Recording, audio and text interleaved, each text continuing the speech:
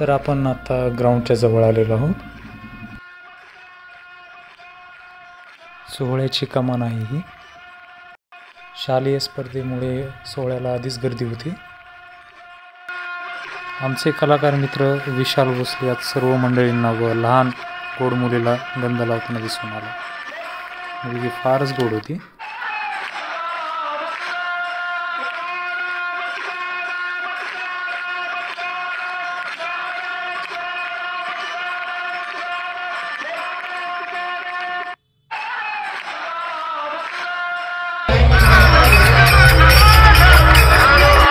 अंबानगरीतील महिला वर्गांनी या सोहळ्यासाठी सहभाग नोंदवलेला दिसून आला।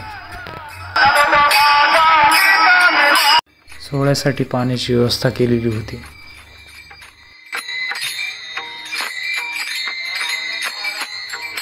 सोहळा देखणा असल्यामुळे मैदान भरगच्च भरलेलं दिसून आलं।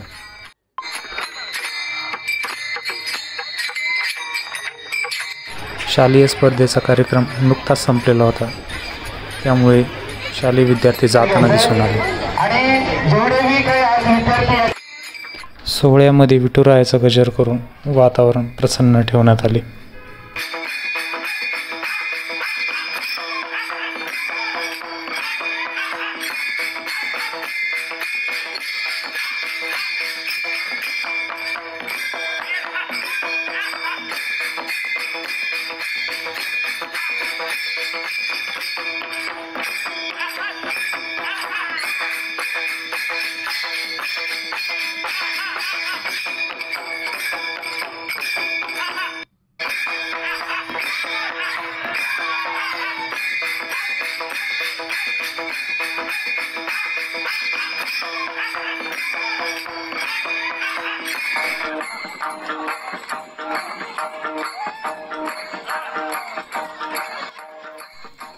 सोहळा आकाशातून शूट करण्यासाठी ड्रोन फिरताना दिसून आले।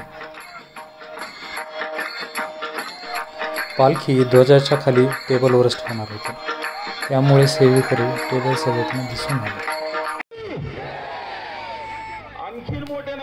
प्रकाशजी बोरगावकर या सोहळ्याचे अँकरिंग करून सर्व लोकांना उत्साहित करत होते, त्यामुळे वारकऱ्यांत जोश भरत होता। नाही तेवढं हेच दिसेना मला वाकरी सारखा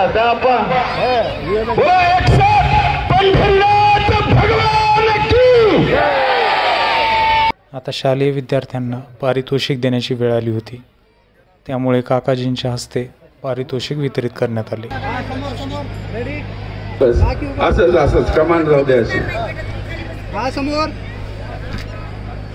ओके डन म्हणा तुम्ही, डन। चला परतच जायचंय। यानंतर इंग्लिश स्कूल घाटनांदूर यांच्या प्रति गणगे विद्यालय समोर बघा,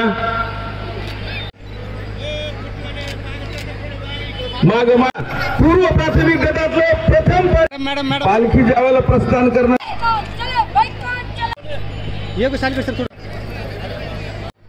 अश्वरिंगण सोहळ्यासाठी रांगोळी काढण्याची सुरुवात झालेली होती। नामघोष सुरू राहील। आपण सर्वांनीच हा नामघोष करायचा आहे, कारण आपल्याला रांगोळी काढण्याचे काम योगेश भाऊ कडबने व त्यांचे सहकारी करतात।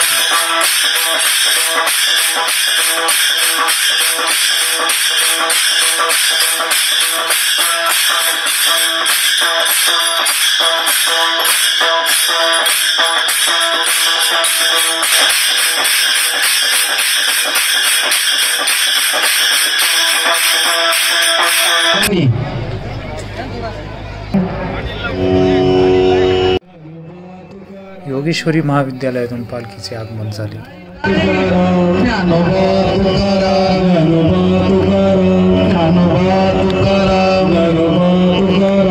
सर्वांनी म्हणायचे, सर्वांनी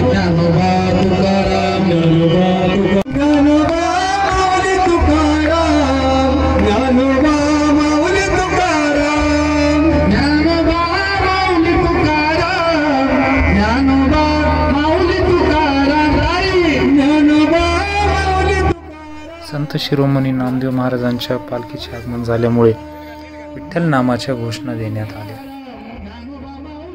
ज्ञानोबा माऊली तुकाराम, ज्ञानोबा माऊली तुकाराम, ज्ञानोबा माऊली तुकाराम, ज्ञानोबा माऊली तुकाराम, ज्ञानोबा माऊली तुकाराम, ज्ञानोबा माऊली तुकाराम, ज्ञानोबा माऊली तुकाराम, ज्ञानोबा. पालखी येत आहे. सर्वांनी मोठ्या जयघोषामध्ये पालख्यांचं स्वागत. पालखीच्या पूजनासाठी हार आणलेले होते.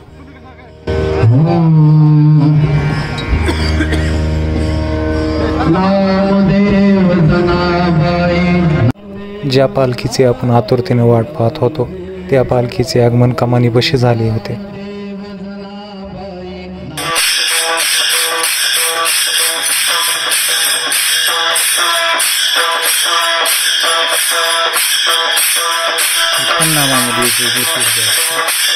आळस झटकून वयाचा विचार न करता विठुरायाच्या भक्तीत तल्लीन होऊन जातो. रामकृष्ण हरी.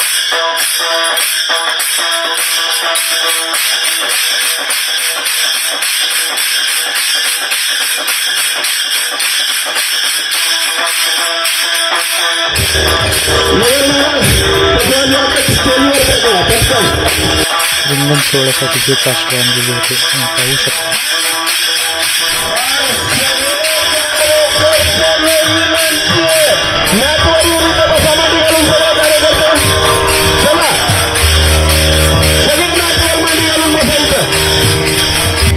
संत शिरोमणी नामदेव महाराजांच्या पालखीत आलेले इतर नागरिक रिंगणात हरिनामाचा गजर करू लागले. सर्व वारकऱ्यांमुळे सोहळ्याचे वातावरण दुमदुमून निघाले.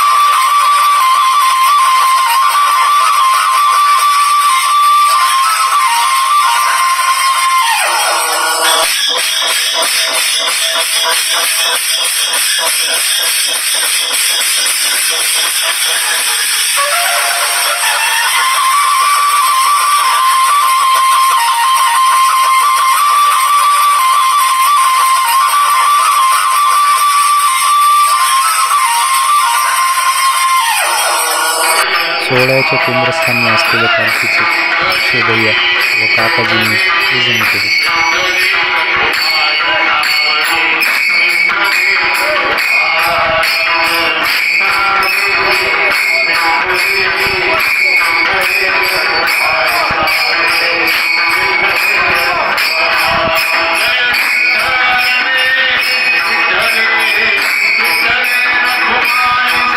यानंतर काकाजींनी मैदानातील ध्वजस्तंभावर वारकरी पताका फडकवला.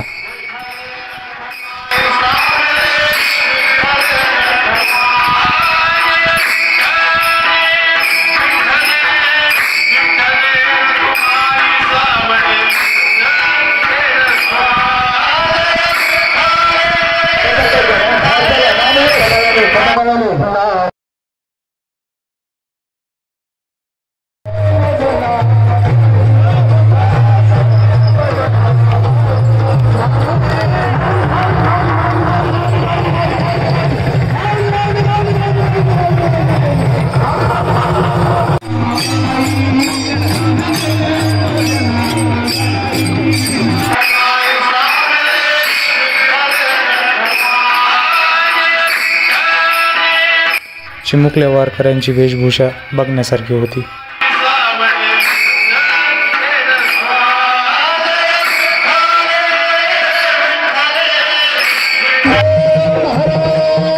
लहान वारकऱ्यांचा देखावा बघण्यासारखा झालेला होता.